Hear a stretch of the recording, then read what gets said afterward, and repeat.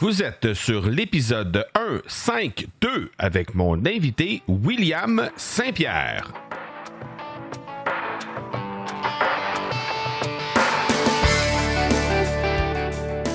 Bonjour et bienvenue sur l'Accélérateur.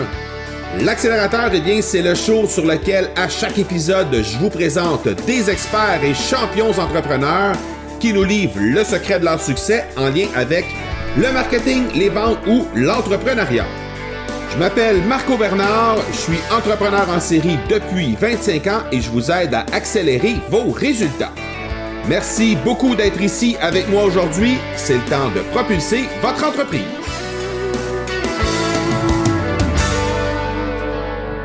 Si vous ne courez pas après ce que vous voulez, vous ne l'aurez jamais. Si vous ne demandez pas, la réponse sera toujours non. Et si vous ne faites pas un pas en avant, vous restez toujours au même endroit.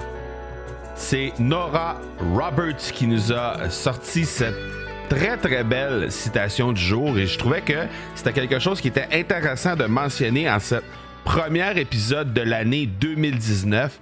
Et aujourd'hui, on va recevoir quelqu'un, on va recevoir un invité qui se trouve à être un jeune entrepreneur et la majorité du temps, on reçoit des gens qui sont déjà établis sur l'accélérateur, des invités qui sont déjà des sommités dans leur domaine, qui sont des experts dans leur domaine ou des gens qui ont eu vraiment beaucoup de succès. Aujourd'hui, on va faire ça un peu différent. On reçoit un jeune entrepreneur qui s'appelle William Saint-Pierre. William, pour moi, c'est l'identité même de l'étoile montante de demain au niveau de l'entrepreneuriat. Donc, au fil du temps, William a acquis des années d'expérience dans le domaine de gestion et de la surveillance de projets en construction. C'est un diplômé de l'École de technologie supérieure et depuis ce temps, William travaille dans un environnement en constante évolution et alliant problèmes et innovation. William, aujourd'hui, va venir nous parler de Mekassys. C'est une superbe start-up dans le domaine de la construction qui est dirigée entre autres par William, mais aussi par quelques autres associés à lui et qui lui amène une foule de beaux défis par les temps qui courent. Donc, on va parler avec William un peu plus tard, mais avant toute chose, je veux vous présenter le partenaire de cet épisode qui est l'Académie du podcast. Et l'Académie du podcast va lancer cette semaine un webinaire que vous ne voudrez pas manquer puisque le sujet du webinaire, en fait, c'est comment j'ai réussi à générer 56 131 $ avec mon podcast L'Accélérateur dans la première année et ce sans avoir absolument rien à vendre sur mon site internet ni en ayant fait aucune publicité avec des commanditaires. Donc, vous allez pouvoir avoir accès à ce webinaire-là qui est ce vendredi. Alors, si jamais vous captez cet épisode-là et qu'on est dépassé vendredi le 11 janvier 2018, vous pouvez quand même vous rendre sur la page et voir à quel moment sera le prochain webinaire de l'Académie du podcast. Mais au moment où on se parle, vous avez la chance d'y aller au lancersonpodcast.com/accueil tout simplement. Donc, lancersonpodcast.com/accueil ou encore au marcobernard.ca/académie. Dans les deux cas, ça mène au même endroit. Alors, vous allez être en mesure de voir un peu comment j'ai réussi à avoir autant de succès et à ma grande surprise même avoir autant de succès avec l'accélérateur et qui sait peut-être vous-même vous lancer dans le merveilleux monde du podcasting puisque j'ai pas peur de l'avouer, je suis tombé dans la marmite et depuis ce temps-là, j'adore ce que je fais et je ne changerai pas mon micro pour rien au monde. Alors, lancez son podcast.com/accueil ou encore le marcobernard.ca/académie et on se revoit sur ce webinaire vendredi.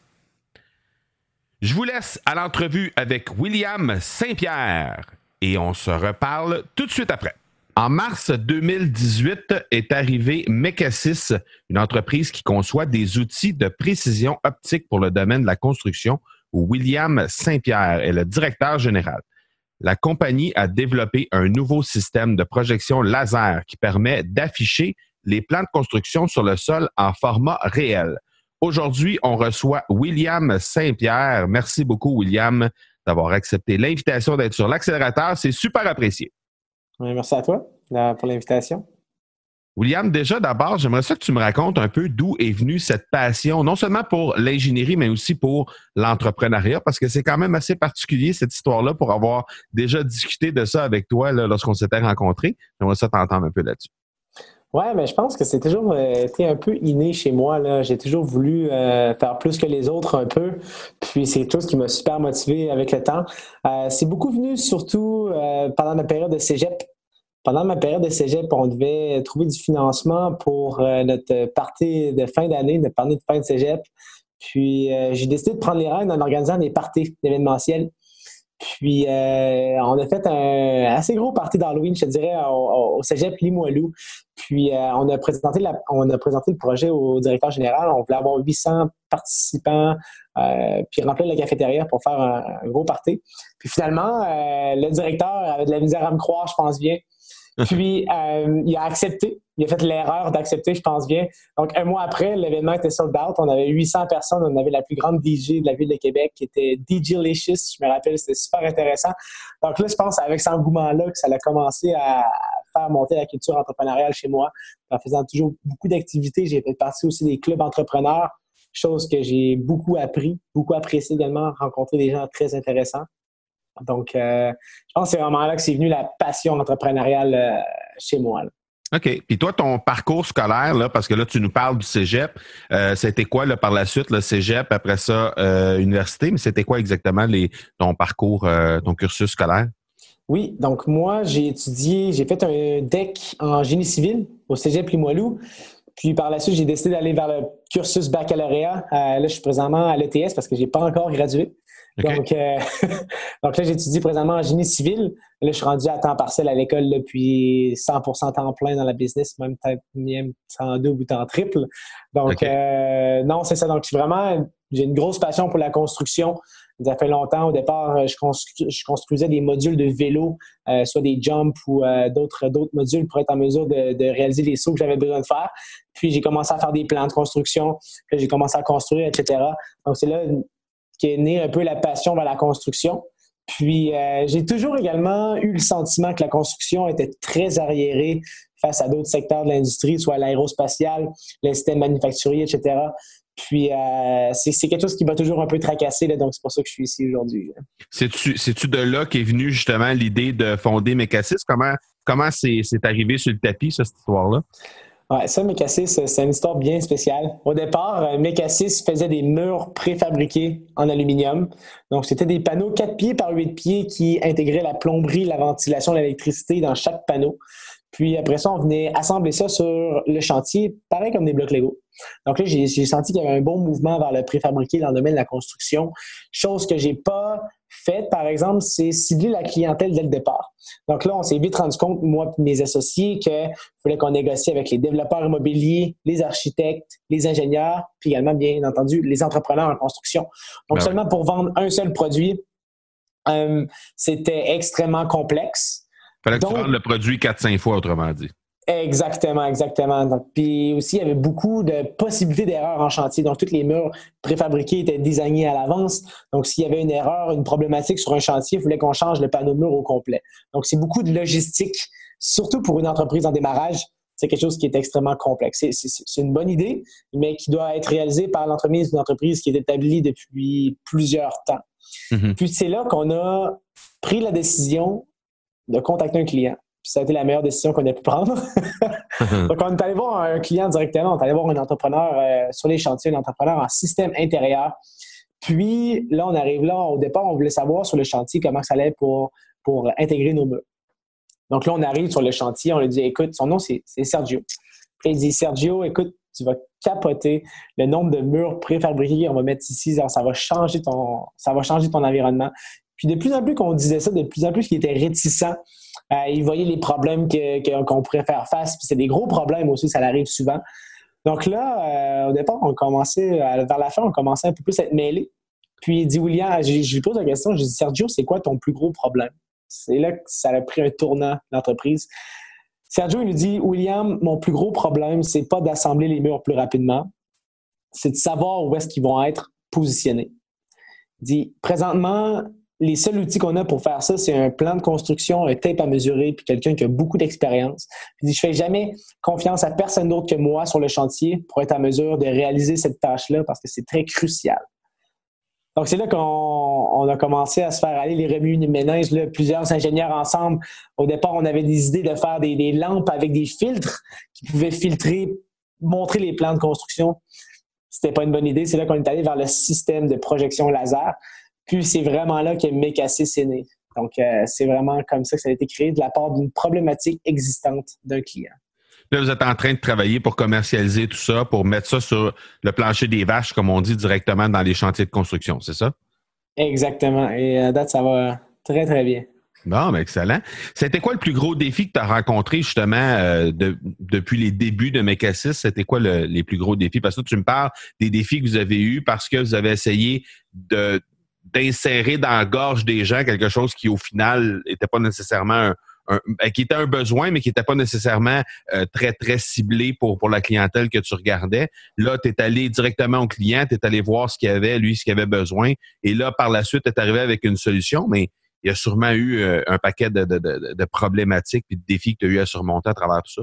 Oui. En faisant ce pivot-là, on a beaucoup appris parce que je dirais une des choses les plus difficiles qu'on a faites, c'est le pivot. C'est un pivot assez drastique. On est passé de murs préfabriqués à des systèmes optiques et photoniques qui est complètement différent au niveau technologique, mais la clientèle est la même. Donc, ça a été une semaine où est-ce qu'on a pris la décision que c'était très difficile. Entre-temps, on a perdu un cofondateur. On avait une bonne convention d'actionnaire dès le départ. Ça prévoyait le tout, etc. Donc, on est en très bon lien présentement.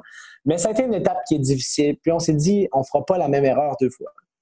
Donc, c'est là où est-ce que, présentement, on a des partenaires qui travaillent avec nous, qui sont des entrepreneurs en construction, même des manufacturiers d'acier. À chaque fois qu'on prend une décision qui est reliée au marché, on leur pose la question, est-ce que vous êtes intéressé à l'avoir, est-ce que vous êtes intéressé à l'acheter? Puis ça, c'est quelque chose qui est majeur. Par la suite, une autre chose qui était difficile aussi, c'est quand il faut développer un produit qui est innovateur, qui n'existait pas sur le marché présentement, il faut que tu sois le premier à arriver sur le marché. Puis là, on est un peu dans cette phase-là présentement. Puis, pour être le premier à arriver sur le marché et en même temps être une start-up, il faut que tu prennes des décisions qui sont extrêmement risquées. Mm-hmm. Je te donne un exemple. Prendre des ententes avec des fournisseurs que tu n'es même pas sûr que tu es capable de payer, mais que tu as une bonne piste de subvention gouvernementale ou de revenus de clients qui vont venir au courant des prochaines semaines. Ça, c'est des risques qui peuvent permettre d'accélérer encore plus la business, mais qu'en même temps, peuvent te mettre en faillite technique. Donc, on a décidé de prendre la décision de faire ça. Ça a super bien été finalement. Donc, je ne le regrette pas, mais c'est ça qui nous a permis de sortir plusieurs prototypes au fil du temps, puis d'avoir une traction comme qu'on a. Donc, la rapidité, c'est quelque chose qui est difficile, surtout sur les nerfs là, de l'entrepreneur. C'est vraiment tough, mais c'est le fun. Une gang de chums, une gang de gars de ton âge, là, t'es pas tellement vieux, t'es un gars qui est encore à l'école, donc une gang de chums qui décide de se démarrer dans une entreprise de cette envergure-là, sûrement que ça s'appelle, ça s'accote plutôt sur des mentors ou sur des gens qui ont un rôle clé. Est-ce qu'il y a des gens qui ont vraiment eu ce rôle-là dans le cheminement de ton entreprise jusqu'à maintenant? Ah oui. Sans les mentors, sérieusement, ça serait pratiquement impossible. Écoute, nous, on est 3 fondateurs, assez jeunes, tout en bas de la trentaine. Puis, sans les conseils stratégiques de nos mentors qui ont déjà eu de l'expérience, qui ont eu 30, 40, 50 ans d'expérience dans le domaine des affaires, on n'aurait pas pris les mêmes décisions qu'on aurait pris là. Les mentors, nous, on a 5 mentors présentement. Donc, 2, entre autres, qui sont des entrepreneurs sériels qui ont fait plusieurs entreprises technologiques. Mm-hmm. Une personne qui est très, très, très performant dans le développement des affaires à l'international. Une autre personne également qui est un entrepreneur et fondateur d'entreprises multinationales présentement. Et il nous a ouvert beaucoup, beaucoup de portes avec son réseau de contacts et avec ses connaissances. Puis également, moi-même, je suis suivi avec une coach en leadership qui me permet de mieux interagir avec mon équipe, m'assurer que mon équipe est la principale chose de l'entreprise parce que seul, on ne fait rien. Donc là, ça me permet de développer mes qualités de leadership aussi avec mon équipe, d'améliorer mes communications avec les autres, chose qui est extrêmement importante. Donc oui, les mentors, c'est une étape qui est cruciale, puis ça doit être fait par les entrepreneurs qui veulent aller chercher de l'expérience plus rapidement, surtout pour les personnes qui sont plus jeunes. C'est un enjeu, l'interaction avec ton équipe Au moment où on se parle dans le cheminement, dans le développement de ton entreprise, est-ce que ça a été un enjeu crucial jusqu'à maintenant? Une des choses les plus difficiles dans l'entrepreneuriat, puis ça, je ne suis pas le seul qui le dit, c'est les ressources humaines. Recrutement, embauche, etc. Nous, on a été très short sur le cash flow pendant un bon bout de temps. Les travailleurs venaient avec nous, non parce qu'ils n'étaient pas rémunérés au départ. Maintenant, nos employés sont rémunérés. Au départ, ils n'étaient pas rémunérés, mais ils travaillaient pour la passion. Donc, c'est là qu'on a développé un grand leadership. Ça fait partie de notre culture d'entreprise, la leadership, puis également d'avoir une transparence envers nos employés, de leur dire quand ça va mal, que ça va mal, quand je leur dis que ça va bien, ça va bien. Puis finalement, on a eu des très, très bons résultats. Ça a permis de monter la motivation envers l'équipe face à l'entreprise puis face au projet également. Donc, on a été capable de travailler pendant 3 mois avec des gens qui étaient non rémunérés, temps plein. Mm-hmm. Ça a fait toute une différence. C'est ça qui a permis de faire le levier où est-ce qu'on a des prototypes qui fonctionnent présentement puis qu'on rencontre des grosses entreprises. Bien entendu, à ce moment-ci, on les rémunère. C'est quelque chose qui est extrêmement important parce que sans paye, on ne mange pas grand-chose. Ça, c'est sûr.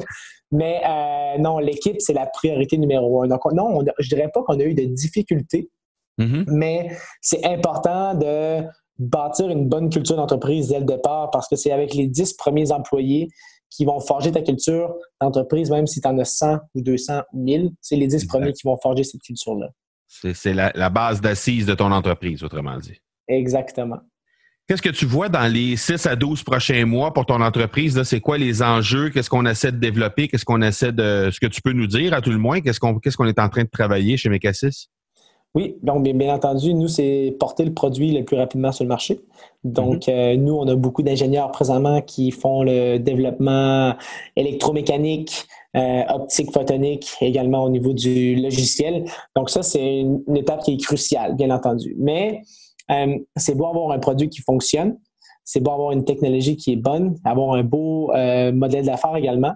Mais quand on vient à l'étape où est-ce qu'il faut faire de la croissance rapide, là, il faut avoir des partenaires. Parce que sans partenaire dans le niveau hardware, tout ce qui est composantes électriques, des outils, il faut avoir des partenaires pour ce qui est de la distribution, pour ce qui est de la manufacture, pour ce qui est de la formation avec nos clients également. Si une entreprise va avoir une croissance qui est rapide, c'est quelque chose qui est extrêmement important. Donc, d'ici les 6 à 12 prochains mois, les focus vont vraiment être de développer le produit le plus rapidement possible, puis que le produit fonctionne bien dans tous les environnements possibles, puis également d'avoir des partenaires solides qui nous permettent d'aller vers la croissance à l'international, puis la commercialisation de nos produits également. Donc ça, c'est vraiment les... Et quels sont les plus gros défis que tu anticipes à travers ça?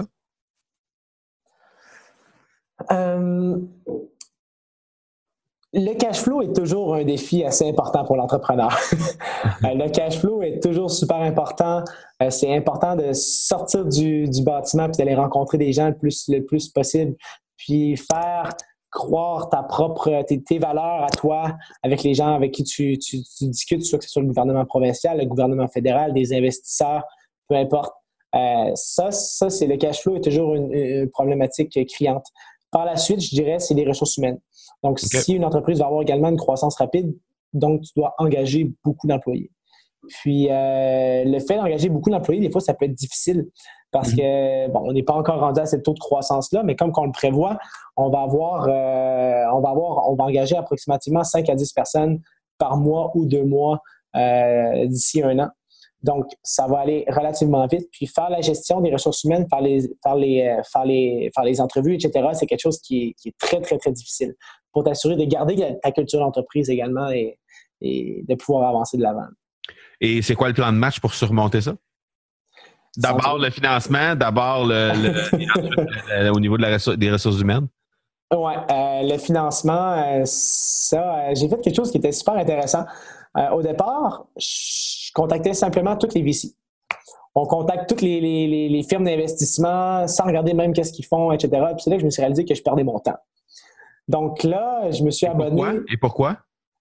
Parce que c'est pas tous les investisseurs qui investissent dans ta type de business, dans ton type d'entreprise. Donc, c'est important de cibler les gens avec qui tu discutes. C'est ça que j'ai vraiment appris. Donc là, je me suis abonné à Crunchbase Pro. Puis j'ai regardé toutes les entreprises en technologie de la construction qui ont été financées d'ici les 10 dernières années. J'ai regardé c'était qui leurs investisseurs, puis je suis rentré en contact directement avec eux. Donc, sachant ça, je sais qu'ils investissent dans mon type d'entreprise puis qu'ils investissent le type de montant que moi, je recherche. Donc là, ça commence à avoir plus de mouvement, bien entendu. Donc, c'est travailler d'une manière intelligente plutôt que d'une manière qui est fonceur, mais moins intelligente un peu. Puis, au ce qui est des ressources humaines, c'est de s'entourer de professionnels.